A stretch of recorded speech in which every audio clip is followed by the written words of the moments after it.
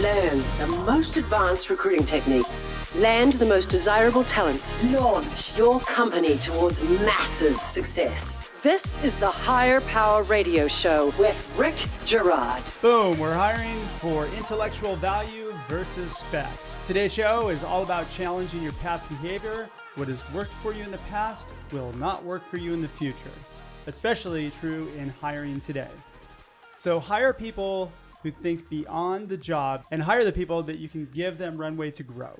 This is the only way to spark innovation and propel growth of your business. Today's quote, none of us is as smart as all of us. Any idea who said that, Mr. Scott Hamilton? It sounds like a Rick Girard quote to me. God, I wish it was. It's Ken Blanchard.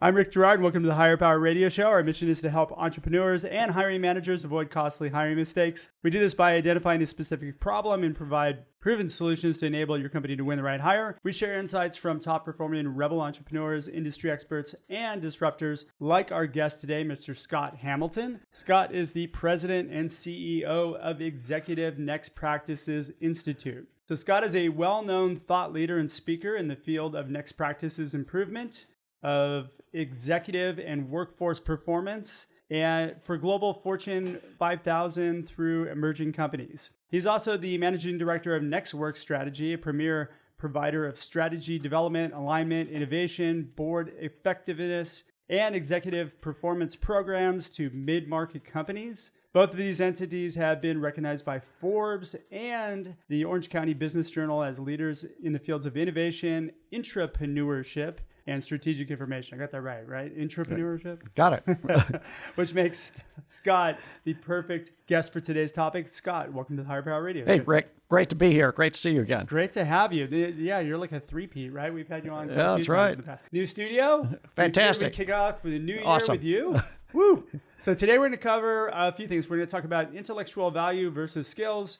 We're going to talk about your talent innovation ecosystem. And then Scott's going to give us a 4-step process to maximize your hiring effectiveness. So let's start with the question of, most of our audience are entrepreneurs. Let's talk about the blinders that the entrepreneurs have in what they're doing now in the hiring process. Yeah, well, here's the first thing is that if you look at what this is good for entrepreneurs as well as those running $1 billion enterprise, by the way. It's good for both. Yes. But the blind side, here's the big issue. And this is a concern of anybody that's running a business, right? Your next competitor is likely going to come from your blind side. You're not going to be able to see them. They're not going to forecast that they're coming into your space. Nope. So it's always maintaining this peripheral vision about what's happening and hiring people who have peripheral vision, who aren't locked in to a particular way of thinking or a particular spec or in a particular box that they've always operated in. Kind of gives me that image of the horse with the blinders on, right? So you just want to focus.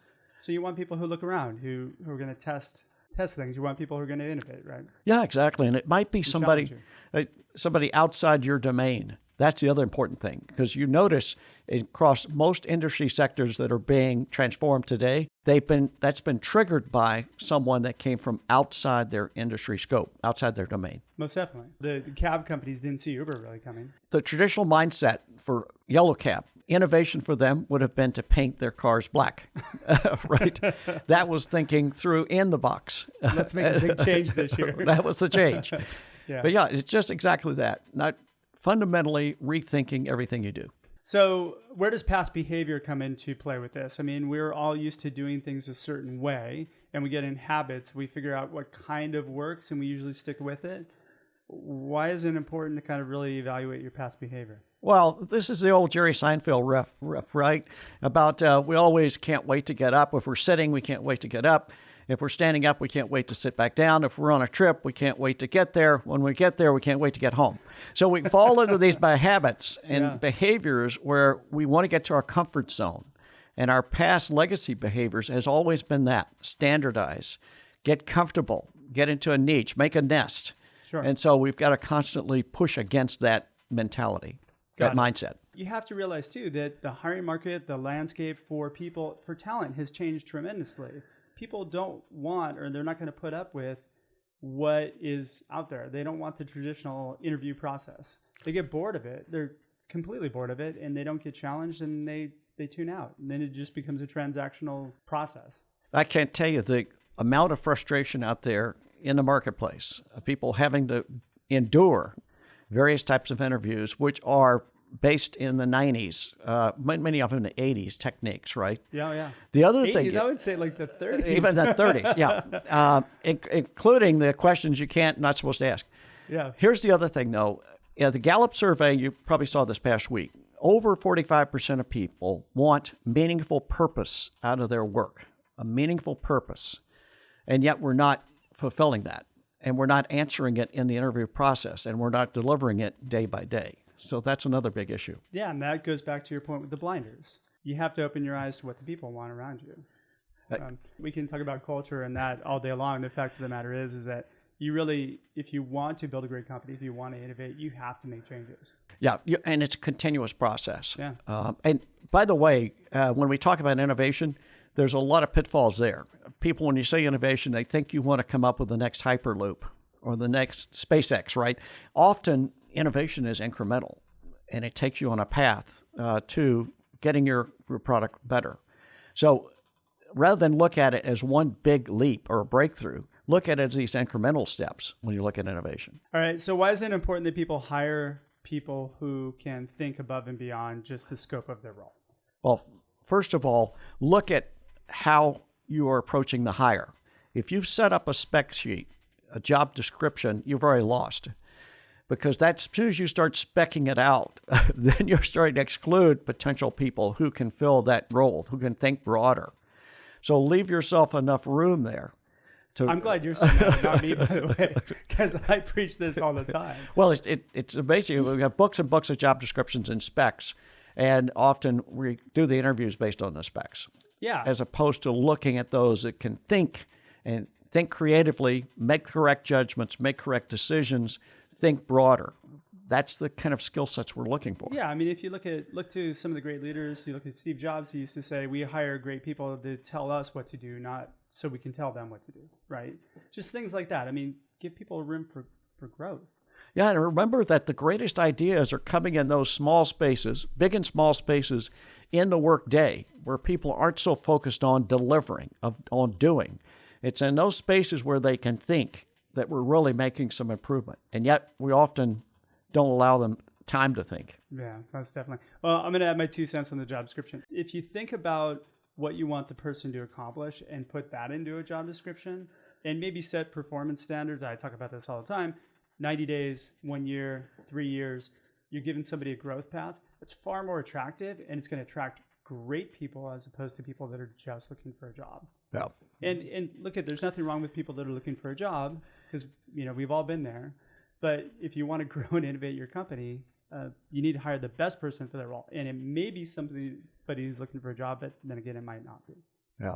And also, when you're setting it up, when you're setting those performance goals, make sure it's the right performance metrics, obviously. Yeah. They're attainable. They're obtainable. They're not lagging metrics, but they're ones that look forward in terms of how to improve the performance of the organization, how they execute better, how they come up with more ideas. So again, the right kind of metrics are critical here. Most definitely. All right, you're listening to the Higher Power Radio Show. I'm Rick Girard, and for our podcast listeners, we're going to take a quick educational moment from our sponsors. Check out what we do at stridesearch.com. There you'll find additional content, resources, and information on how you can book me to speak at your next meeting or conference. Our guest today is Scott Hamilton. Scott is the president and CEO of Executive Next Practices Institute, and we are talking about intellectual value versus skills. So how do we fix this problem? How do we really start getting ourselves in a mindset of, oh crap, I need to get this job filled, rather than, okay, I need to find the right person who's going to take us to infinity and beyond. The bigger picture here is, and we started with talking about entrepreneurs and enterprise companies. First, look at your starting point. What is your strategy? What's your business model look like? And then we have a technique called next practice development, which applies to talent development, right? And how you hire. And the next practice development is composed of 4 key steps that we look at.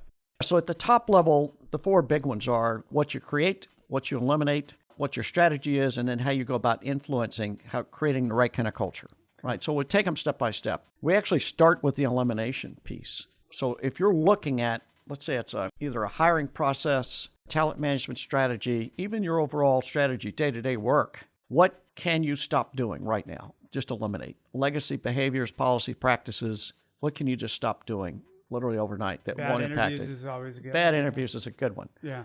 Bad video interviews in particular are a good one. If you ask people what they can stop doing, something amazing happens, Rick.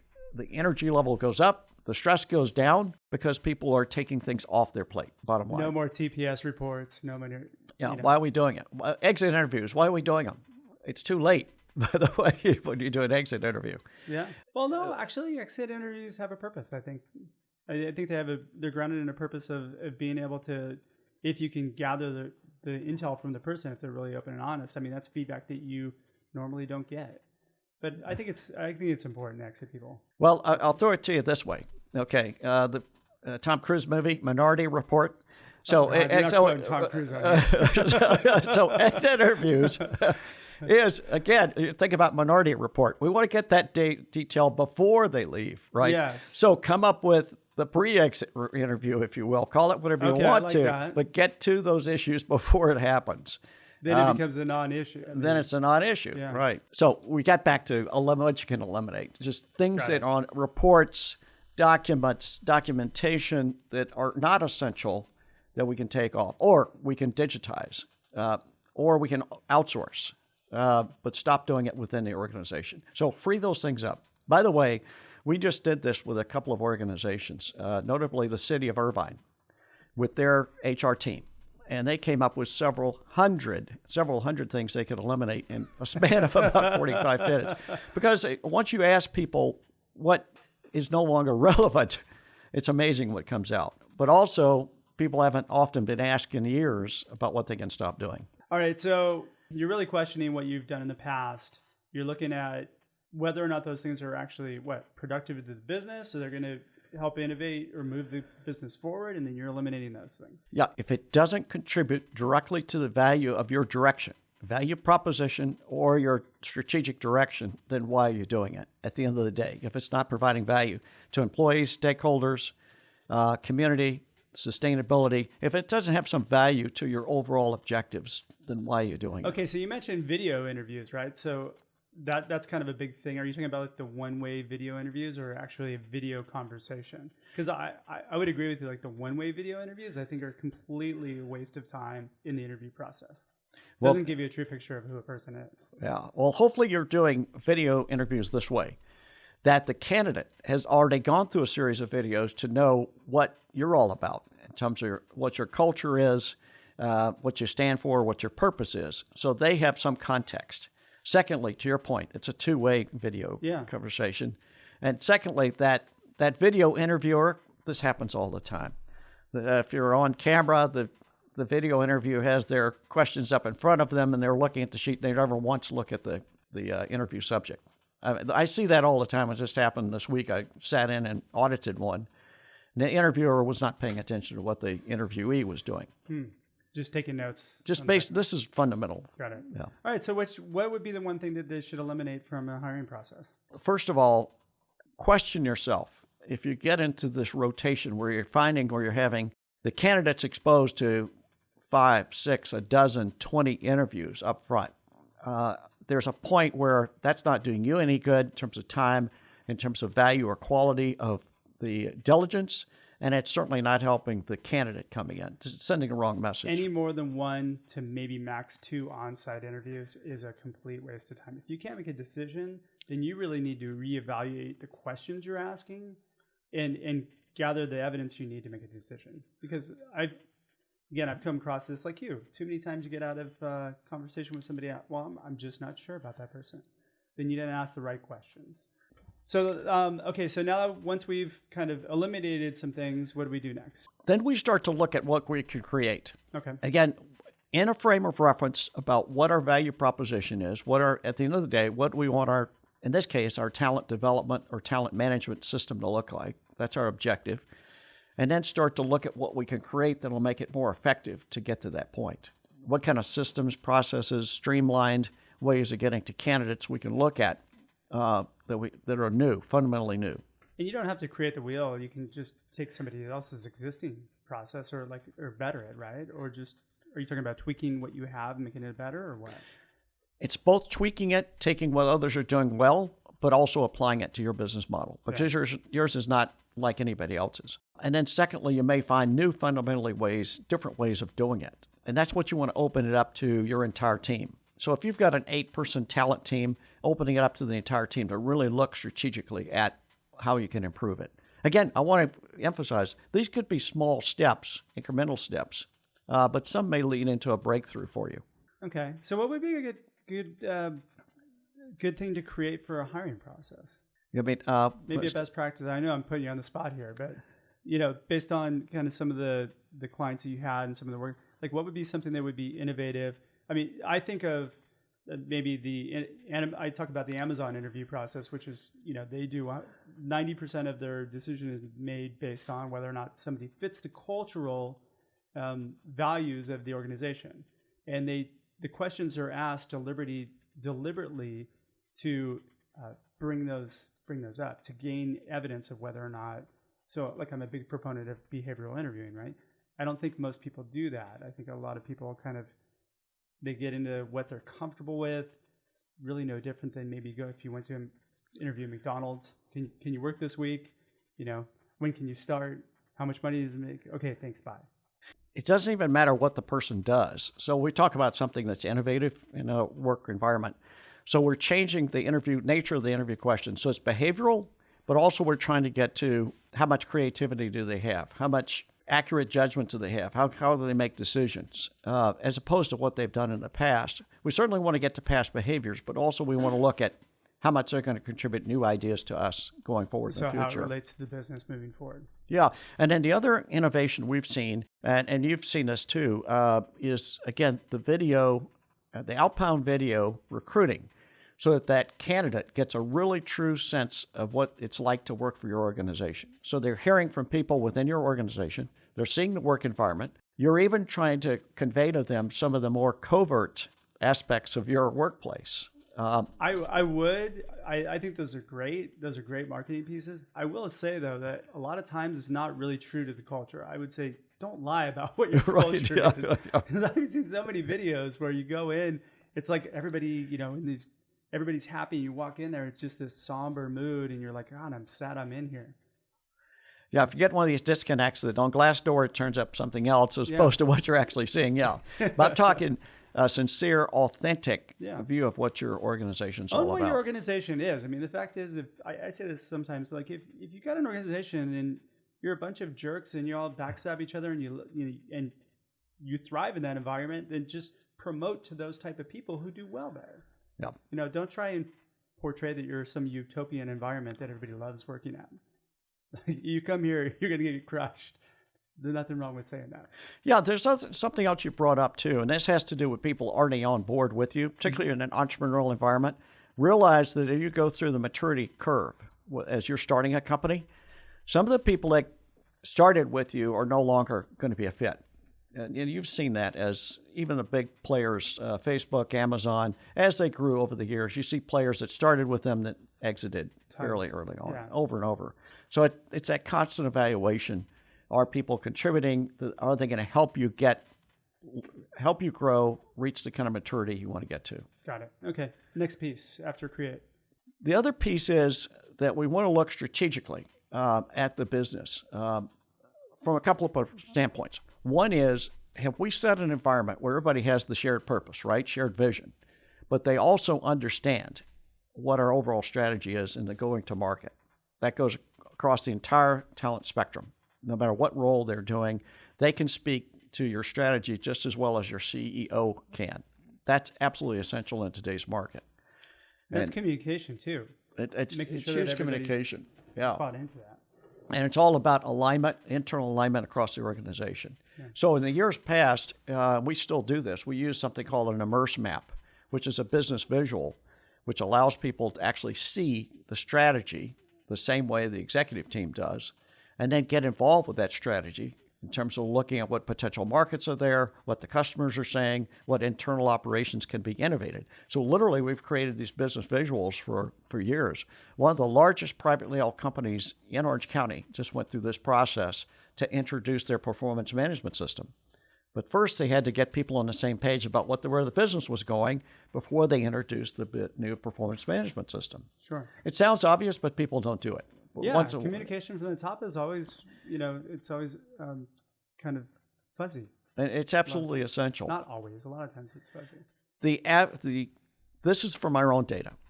The shelf life of, I should say, the cycle in terms of engaging people to strategy is around 3 to 4 years. In other words, the CEO gets up and does a roadshow, whatever, once every 3 or 4 years. That's the average. For some companies, it's as long as a decade when they engage their people to where they're actually going.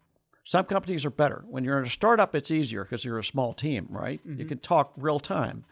The larger you get, though, the more the distant employees get from where you're actually going. Yeah, I think that's why I love startups so much. Yeah, I'm drawn to them because you can move just so much faster in the communication. I mean, yeah, but there is that problem when you're moving so fast that you don't communicate effectively. Yeah, you get that's true. And strategy gets swept under the carpet a lot of times. It does. Yeah. But I do like the instant feedback. When we work with a lot of startups, and so the immediate feedback from the marketplace, what's working, what's not. Let's face it, Instagram, 3 months into their business model, they pivoted away from their starting business model, which ultimately led to the sale to Facebook. Yeah. But again, there was a case where they read the early signals, the early pivot points, and were able to make a change. All right, what's our fourth piece? The fourth piece is this idea of influence. Okay. And this is under the banner of culture. And what I mean by influence is helping everyone in the organization form their own channels, formal and informal, of stakeholders inside and outside the organization that will help enable them personally and organizationally to succeed. Now, let me just relate this. In marketing sense, people know this. You always look for strategic partners, strategic alliances to further your business. This is a case where I'm suggesting for our internal talent, we give them the tools, the techniques, and the avenues to form channels to improve their own personal performance, but also in terms of creating new lines of communication that may not have been there before. Yeah, you know what? And this kind of goes into play when you are hiring, really cultivating a referral program, right? And making your people champions of the organization. Now, are we also talking about influence from the perspective of kind of creating your people as like creating their own brand or their brand influence? It's part of the personal brand, but let me take this, be very specific. So let's take the HR function, because we just got through talking to several hundred HR people across 800 companies in November, December. Okay. And we did this next practice discussion with them. And so the conversation was this: as an HR leader, how do you form new channels of influence within your executive team and do that legitimately so it doesn't come across as forced? Because we always like having a seat at the table.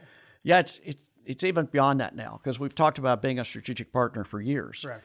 But coming at it with like a market-based approach in really understanding where the business is going, and then starting to form both formal and informal alliances with the entire executive team. Sure. That has to be a deliberate, intentional kind of effort across the entire executive team, not just, say, with a CFO or whoever HR is reporting to at that time. So it takes some thought, and it really is, again, both in formal and informal channels that have to be developed. Because what we're ultimately trying to get to is get people to buy into our ideas, right? Get Correct. Committed to where we're going. Correct. But how does this correlate, though, into like a hiring process? Like, where's the influence piece on that? Like, what am I focusing on? Yeah, I think it's about someone joining your organization and helping them gain an understanding of both within their function, but also across silos, how they can engage with the entire organization. Okay. What are the potential channels they can leverage, how you can do it. And again, we've seen a lot of companies form in years past cross-functional teams, cross-siloed teams. Those seem to be effective, but they take work and they take time. So that's a technique the organization may want to continue to resort to. So in terms of hiring, a lot of people tend to want to make a move because they're not seeing growth in their current company, right? So what you're doing is maybe connecting the dots for, hey, here's how we can help you grow. Here's the, if those things are important to them, like I want to be able to have cross, pollinizational, ability, or I want to be able to like get my nose into different parts of the business. That's what you're doing. That's what you're displaying that there. Absolutely. So if we take an initiative, whether it be a new go-to-market, new product, new service, internal quality initiative, you name it, sustainability initiative, that's done. All those are executed in a cross-functional way. And that takes extra work, time, and energy because our natural inclination is to go silo, right? So very true. But here's what we're also building by doing that. We're building collaboration skills. We're building better judgment. We're creating those channels of influence that we're looking for. So we're creating a better company. Yeah, absolutely. All right. We're just about getting low on time here. So what would be 2 or 3 key takeaways that you can give the audience that they can plug into their business today? Okay, first of all, look to create an employee experience before they hit your door, before they walk in. That's before you even post the job description. Yeah, exactly. Create the experience ahead of time. Secondly, don't get locked into traditional specs and job descriptions, which many cases, not all the time, exclude the very people that you want to have come in. Be thinking broader and looking for those skill sets: peripheral vision, decision-making, judgment, creativity. Agile organizations. I also bundle this with nimble organizations, closely related. Who are the people that can help you move in new directions if necessary in a span of a day? They recognize an emerging trend, emerging threat, emerging opportunity, help you pivot to that overnight. This is especially critical for entrepreneurs. Hire for talent above hiring for skills. Absolutely. I mean, that brings us full circle. Right. All right. Well, we're not ignoring skills, by the way, but we're also putting above that these other judgment factors. Absolutely. Yeah. All right. Well, we're just about out of time for today's show. Scott, thanks so much for your time. Thanks, Rick. Again, and I really want to welcome you to the Higher Power Radio community. Thanks so much for being our third guest on the show and thank you. Our LinkedIn Live show. So now you have a couple of events coming up, so I want to give you a few minutes to plug those and then tell everybody how they can reach you. Okay. For the audience, for the past 11 years, Executive Next Practice Forums, ENP Forums, also known as Entrepreneurial Next Practices or Enterprise Next Practices, you name it. That means we don't have to change the monogram on the towel, by the way, ENP. These forums have been going nationwide, and we bring together all industry sectors and all C-suite functions just because of what we just talked about. That is, your next idea may come from an adjacent industry or from a functional area that you don't normally associate with. We put the best and the brightest in front of you with content that is one step ahead of the audience. So next week, it's the Healthcare Summit. We'll look at the digitization of the $3 trillion healthcare industry, which is rapidly happening. We'll look at, after that, Communications Summit with Roger Love, the #1 voice coach in the country, will be with us on February 21st. Sings, right? What's that? He's a singer. That's part of the ways he coaches through singing. Yeah. Okay. He coached Jeff Bridges in Crazy Heart, by the way. Cool. It was fantastic. He'll be joined with Roman Gabriel, Deb Carlson, Lee Steinberg, who will speak from the sports and business world about how to communicate better. That's February 21st. And then we keep going. We have Steve Forbes. Steve Forbes. He's dead.